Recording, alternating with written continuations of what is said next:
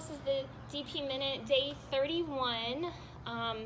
So my word for 2020 is trust.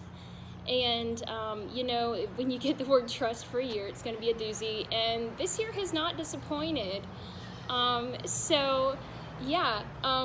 a month and a half ago, I felt like God was telling me to start reading through 1 Samuel. And not just like a quick read through, but like a really deep scour.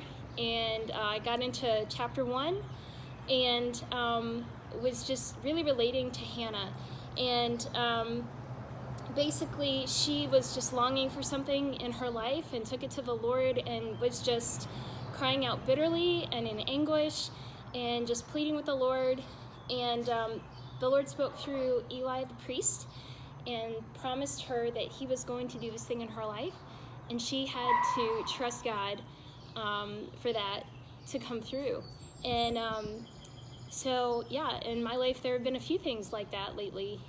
And fast forward to like last Wednesday, I was just praying, and a lot of my prayers based with the coronavirus and everything have been based in like anxiety and fear.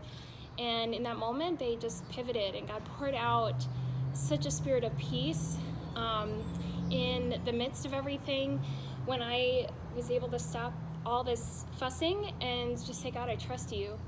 That day, two things happened at work.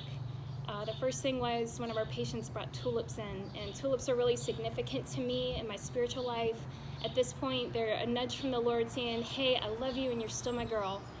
And the other thing that happened was a man that was a pastor had come in for a session, and as he left, he just prophesied over me and just said, I see the Spirit of the Lord working in you.